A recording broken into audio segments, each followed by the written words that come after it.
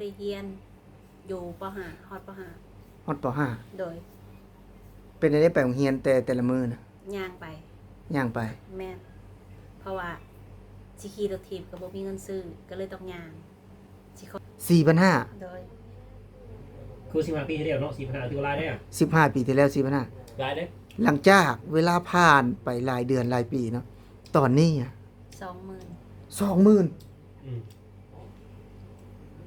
แม่บ้านนี่นะ แน่นอนอยู่แล้ว แม่บ้านตอนนี้นะแม่บ้านเลี้ยงเด็ก นี่ 20,000นี่จักล้านคูณเด้อนะ 20,000กับมื้อหนึงก็คือ6ล้านน่ะมื้อหนึงก็คือ6ล้าน6ล้าน12ล้านนะ 12ล้าน เงินกี่บ้านเฮาเนาะ 12ล้านเดือนนี้ได้ไปเที่ยวญี่ปุ่นบ่ทุกคน แม่นไปเที่ยวญี่ปุ่น ไปเที่ยวประเทศใดเด้ เอาไปเที่ยวญี่ปุ่น อืม ฮ่องกง อืม สิงคโปร์ ว้า ทุกคน สาวลาวคนหนึ่งจบแค่ป .5 ได้ไปเที่ยว3ประเทศเอ้าขึ้นเบิ่ง โอ้ สิงคโปร์จากเด็กน้อยคนหนึงที่ใส่เบ็ดกบ ใส่เบ็ดกบบ่มี บ่มี เงินซื้อจักรยาน บ่มี เนาะ ซื้อจักรยานที่พ่อแม่ยังทุกข์ฮะ โอ้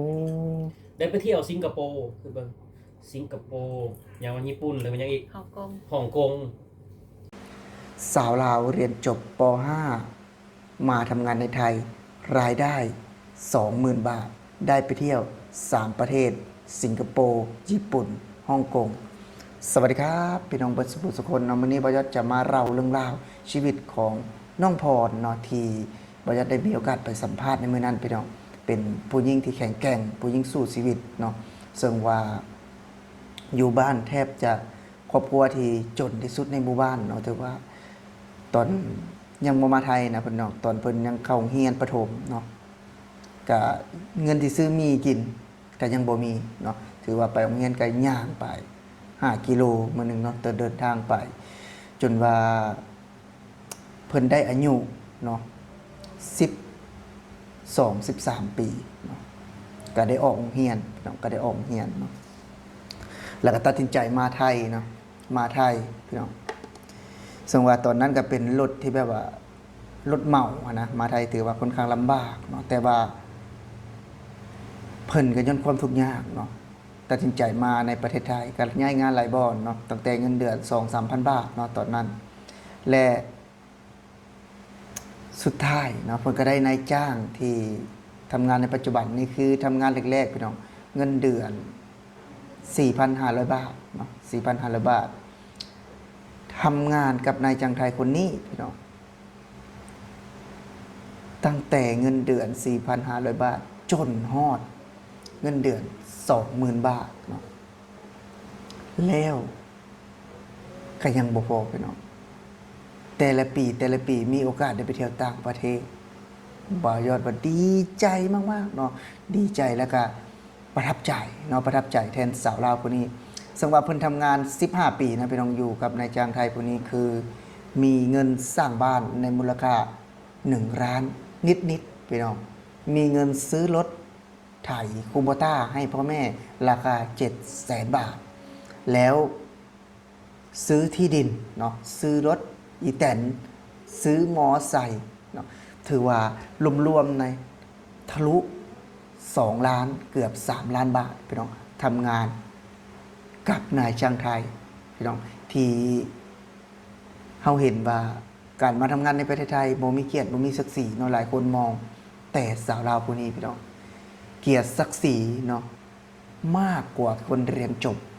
ปริญญาตรีที่บ้านผมจะอีกเนาะบ่ฮู้ว่าเรียนจบปริญญาตรีเนาะจะสามารถได้ไปเที่ยวต่างประเทศบ่จะสามารถมีเงินเดือนกินคือสาวลาวคนนี้บ่เนาะนี่คือชีวิตเรื่องราวของสาวพรพี่น้องซึ่งว่าเพิ่นภูมิใจจากการที่บ่ได้ไปสัมภาษณ์วันนั้นเพิ่นภูมิใจว่าโอ้นายจ้างไทยเนาะเข้าใจเนาะเข้าใจเพิ่นแบบว่าฮู้จักว่าหัวอกเนาะคนที่ทำงานเป็นลูกจ้างเนาะเพิ่นบ่ได้มองสาวพรเป็นขี้ข้าเพราะว่าทำงานด้วยกันมา15 ปีเนาะเลี้ยงตั้งแต่ลูกเพิ่นอายุ1 ขวบคนน้อยเนาะจนปัจจุบันนี้ก็15 ปีพอดีเนาะพี่น้องเนาะตั้งแต่1 ขวบเนาะ15-16 ปีเนาะลูกเนาะผู้น้อยเพิ่นก็ได้ถือว่าเป็นหนึ่งเรื่องราวที่สอนให้เฮาฮู้ว่าถ้าสู้ชีวิตเนาะ อดทนแน่นอนว่าจะได้ดิบได้ดี คือการมาทำงานในประเทศไทยนะพลิกผันชีวิตเพิ่นเนาะจากการอยู่บ้านไปน้องบางมื้อก็ได้ไปหาหน่อไม้เนาะไปหาของป่าเพื่อมาแลกเนาะเป็นข้าวสารประทังชีวิตพี่น้องประทังชีวิตย้อนความยากจนเนาะย้อนความยากจนตัดสินใจมาทำงานตั้งแต่ยังบ่ทันได้เป็นนางสาวเนาะยังเป็นเด็กน้อยกันว่าอีกอย่างหนึ่งกันเนาะในสมัยนั้นพี่น้องในสมัยก่อนเนาะถือว่าเพิ่นมาทำงานก็เกือบ20 ปีแล้ว17-18 ปีเนาะแต่ว่าทำงานกับนายจ้างไทยผู้นี้น่ะ15 ปีเนาะซึ่งว่าเพิ่นประทับใจมากๆทำงานกับนายจ้างไทยผู้นี้เพิ่นว่าบ่ได้คิดที่จะออกเลยถ้ากลับบ้านก็คือจะกลับบ้านอย่างเดียวเพราะว่าอยู่มาผูกพันพี่น้องผูกพันเนาะทำงานตั้งแต่ 4,500 บาทเนาะจนถึง 20,000 และก็มีโอกาสได้ไปเที่ยว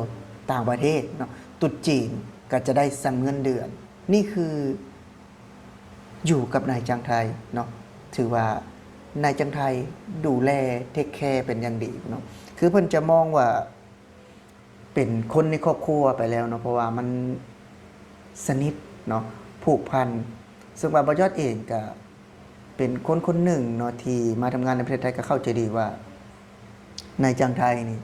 เพิ่นเข้าใจความรู้สึกที่มีให้ลูกน้องไปเนาะซึ่งว่าบ่ยอดก็ได้เห็นเนาะบ่ยอดก็เฮ็ดงานหลายบอนถือว่าเข้าใจเนาะในวิธีคิดของนายจ้างซึ่งว่าบางเรื่องนะบางเรื่องที่อาจจะเป็นการเก็บเงินเก็บคำเนาะบางเรื่องเฮาที่บ่ได้แบบว่าคอยใส่ใจเนาะแต่นายจ้างเพิ่นก็บอกก็สอนนะทำเฮ็ดแบบใดจังสิมีเงินเนาะเฮ็ดแบบใดเนาะในการใช้ชีวิตประจำวันโมเมนต์ที่ได้5กิน10เนาะคือเพิ่นจะบอกทุกอย่าง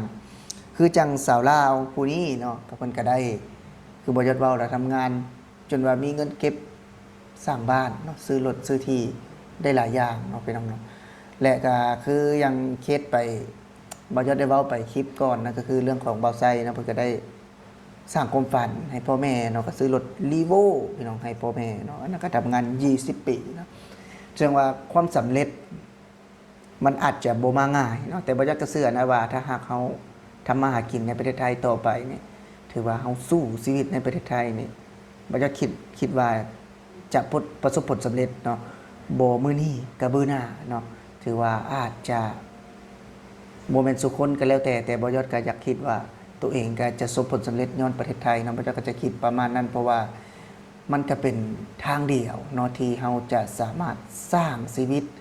สร้างอนาคตได้ก็ย้อนประเทศไทยถ้าหากว่าบ่มีประเทศไทยเนาะบ่ยอดบ่ฮู้ว่าชีวิตนี้เนาะจะไปทำงานอยู่ไสเนาะจะไปอยู่บ่อนใดที่จะได้เดือนละ10,000คือในประเทศไทยเนาะถือว่าถ้าหากว่าจะไปถ้าว่าโอ๊ยไปบ่อนอื่นก็มีเนาะหลายคนก็ว่าคือไปบ่อนอื่นมันก็ใช้เงินหลายกว่ามาไทยเนาะและมาไทย1คือจะบ่ได้ปรับตัวอย่างหลายเนาะบ่ได้เรียนภาษาเพิ่มคือจะพูดคุยกันง่ายเนาะหลายคนก็เลยตัดสินใจมาทำงานในประเทศไทยบ่จำเป็นต้องไปเรียนภาษาเนาะเนาะแบบว่าเว้ากันรู้เรื่องพูดคุยกันได้นี่คือประเทศไทยเนาะสิ่งที่ประเทศไทยให้สิ่งที่ประเทศไทยมอบให้บ่แม่นแค่เงินนะเพิ่นเนาะคือความรู้และกับความอบอุ่นนั่นคือประเทศไทยมอบให้นั่นคือนายจ้างไทยมอบให้พี่น้องสำหรับคลิปนี้เนาะผู้ใดเข้าเบิ่งแล้วก็อย่าลืมฝากกดแชร์เพื่อเป็นกำลังใจให้บ่ยอดแรงงานลาว Channel เลยเนาะพี่น้องเนาะสำหรับมื้อนี้บ่ยอดสิขอลาพี่และน้องไปก่อนสวัสดีครับ